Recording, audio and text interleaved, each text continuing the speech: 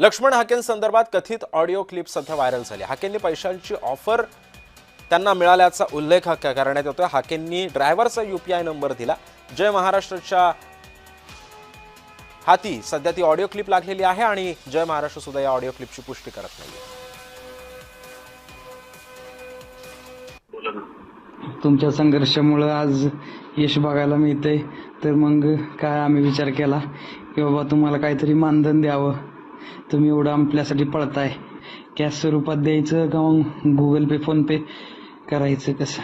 तुमचा UPI number असेल तर हा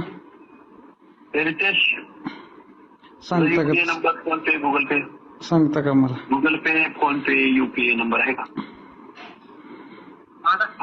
गुगल पे सांग बरं.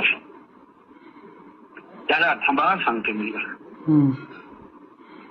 हॅलो, हा तुमचा फोन पे गुगल पे नंबर सांगा की. सरांचा नाही का? सरांचा नाही त्यांचं नाही. बरं बरं द्या की सरांकडे. त्याचं अकाउंटच नाही. बरं सरांचा अकाउंट. बरं बरं द्या की सरांकडे. ऐका ना, ऐका. हा सर. माझं अकाउंटच नाही, अकाउंटला मी पैसे देत पण नाही. हे माझा मित्र आहे, तो आहे बरं. अकाउंट दिलाय तुम्हाला. बरं बरं.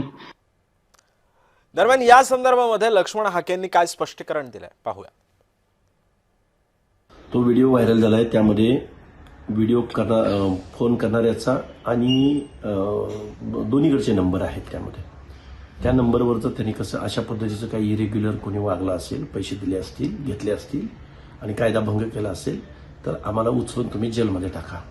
कारण आम्ही ओबीसीची चळवळ उभी करतोय, महाराष्ट्रात रात्रंदिवस पळतोय, मेळावे आंदोलनं करतोय आणि काही लोक उदारांतकरणानं आम्हाला कोणी 5,000 10,000 रुपये देत आहे आणि असं तुम्हाला आम्हाला पैसे द्यायचे म्हणायचं आणि रेकॉर्डिंग करायचं आणि ते व्हायरल करायचं, हा फक्त बदनामी आणि हे आंदोलन थांबवण्याचा हे कट कारस्थान आहे। याच्या पलीकडे मी या व्हिडिओला जास्त किंमत देत नाही।